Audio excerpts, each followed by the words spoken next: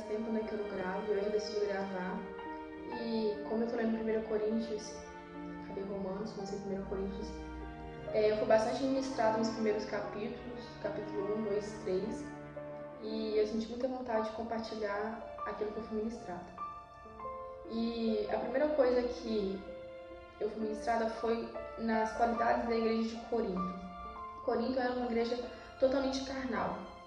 Quem já leu, ou quem está lendo, ou quem vai ler, entende essa parte de que Corinto era uma igreja carnal, porque Paulo deixa isso bastante visível, bastante claro já nos primeiros capítulos.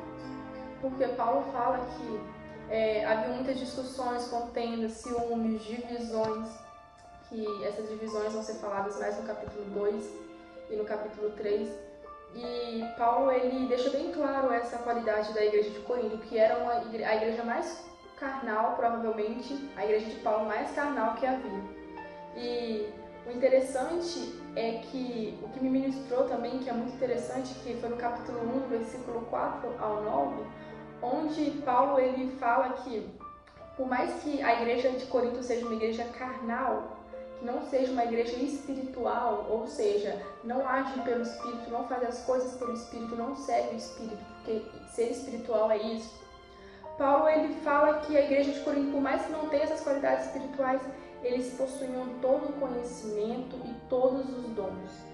Profetizava, falava em línguas, curava, todos esses dons espirituais eles possuíam, mas não era uma igreja espiritual, ou seja, eles não agiam pelo Espírito, eles não evitavam discussões, eles não entendiam a cruz de Cristo, onde Paulo vai falar que havia uma discussão onde um falava que era de Apolo, outro de Pedro, outro de Paulo, outro de Jesus, e nessas discussões acabava havendo divisões, quando na verdade todos que estavam ali, pastores, apóstolos, eram todos enviados por Jesus Cristo. Todos estavam num só propósito, que era pregar o Evangelho. E Paulo fala que havia essas divisões entre eles. Ou seja, eles eram 100% carnais, não era uma igreja espiritual. Eles não entendiam a cruz de Cristo, eles não entendiam que eram tudo sobre Jesus Cristo, que eram tudo por Jesus Cristo e que era tudo para Jesus Cristo. A igreja de Corinto não entendia isso. Ela estava enfrentando vários problemas e Paulo queria botar essas coisas em ordem. E os 3 primeiros capítulos é uma exortação. Eu não sei os outros capítulos porque eu não cheguei lá ainda, mas dá para perceber que Paulo exortava e Paulo era bem claro com eles. Tanto que tem uma parte que Paulo vira e Paulo fala, olha, eu queria poder dar essa palavra de conhecimento, de sabedoria para vocês, mas infelizmente vocês não estão sendo seres espirituais e vocês não vão entender o que eu vou falar, porque pessoas carnais entendem das coisas da carne e pessoas espirituais das coisas do Espírito.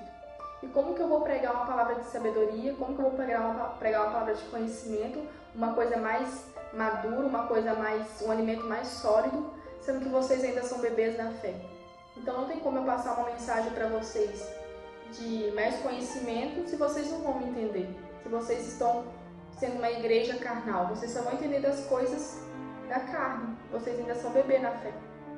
E Paulo ele deixou isso bem claro nos 3 primeiros capítulos e ele chamou a atenção, na verdade, da igreja de Corinto para que essa divisão não viesse a ocorrer, para que eles fossem essa igreja espiritual.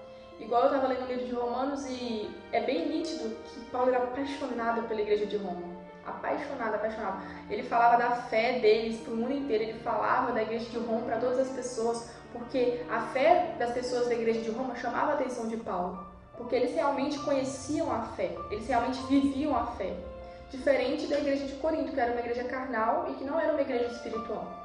E Paulo chama a atenção da igreja de Corinto o tempo todo, para eles pararem de fazer divisões, porque não é nada sobre pessoas, para que ninguém se vanglorie, mas é tudo sobre Jesus Cristo. E Paulo ele até fala, aqui no 1 Coríntios 1, versículo 17, porque não me enviou Cristo para batizar, mas para pregar o Evangelho, não com sabedoria de palavra, para que se não anule a cruz de Cristo. Certamente a palavra da cruz é loucura para os que se perdem. Para nós que somos salvos, poder de Deus. Pois está escrito, destruirei a sabedoria dos sábios e aniquilarei a inteligência dos instruídos. Onde está o sábio? Onde está o escriba? Onde o inquiridor deste século? Porventura não tornou Deus louca a sabedoria do mundo? visto como na sabedoria de Deus o mundo não o conheceu por sua própria sabedoria. Aprove a Deus salvar os que creem pela loucura da pregação, porque tanto os judeus pedem sinais como os gregos buscam sabedoria. Mas nós pregamos a Cristo crucificado, escândalo para os judeus, loucura para os gentios. O que Paulo, na verdade, está querendo dizer aqui, quando ele fala: onde está o sábio, onde está o escriba, onde o inquiridor deste século? Porventura não tornou Deus loucura a sabedoria do mundo?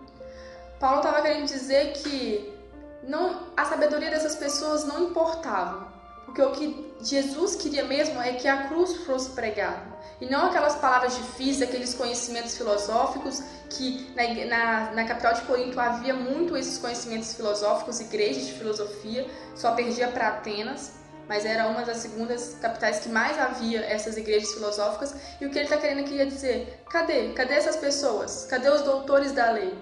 Cadê os fariseus?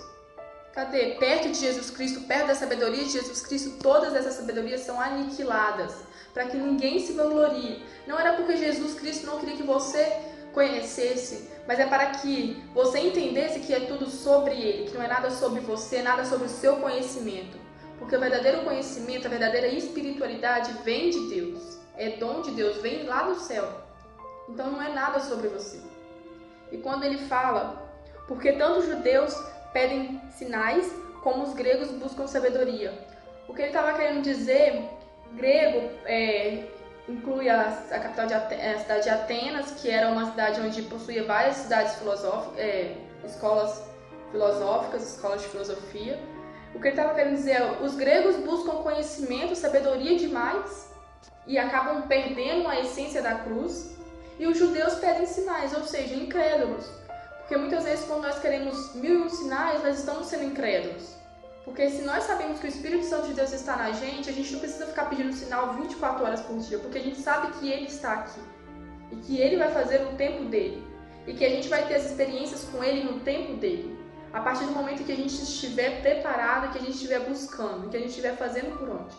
Então o que Paulo estava querendo dizer é: olha, os judeus pedem sinais, incrédulos, e os gregos buscam sabedoria através do seu próprio raciocínio, do seu próprio pensamento, através das coisas carnais, através das coisas desse mundo, buscam a sabedoria do mundo, enquanto Deus está disposto a oferecer uma sabedoria que é divina, que é a espiritualidade, que é você agir pelo Espírito, que é você entender as coisas do Espírito.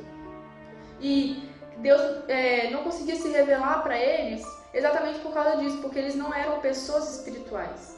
Corinto não havia pessoas espirituais em Corinto.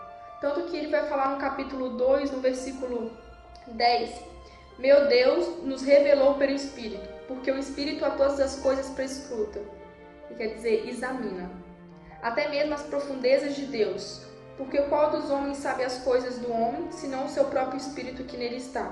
Assim também as coisas de Deus, ninguém as conhece, senão o Espírito de Deus. O que Paulo estava querendo dizer é: como que vocês vão conhecer a vontade, o raciocínio de Deus, as coisas que vêm do céu, as coisas que acontecem, que são divinas, se vocês são seres carnais? Pessoas carnais entendem de coisas carnais, seres espirituais das coisas do Espírito. Então, para você entender Deus, para você conhecer Deus e para você saber o que Deus quer realmente, você precisa ser uma pessoa espiritual, precisa parar de agir pela carne e passar a agir pelo Espírito. Era isso que Paulo estava tentando falar com a igreja de Corinto. E uma coisa bastante interessante também é quando ele fala do véu. Peraí. Véu. Mas Deus nos revelou pelo Espírito. No versículo 10 do capítulo 2. O que Paulo estava querendo dizer com revelar no grego significa tirar o véu. O que ele estava querendo dizer é: Deus quer tirar o véu de vocês e revelar as profundezas do Espírito dele para o seu Espírito. Porque só assim vocês vão conhecer realmente Deus, a partir do momento em que vocês tiverem o Espírito deles em vocês. E a igreja de Corinto não estava, infelizmente, não estava agindo assim.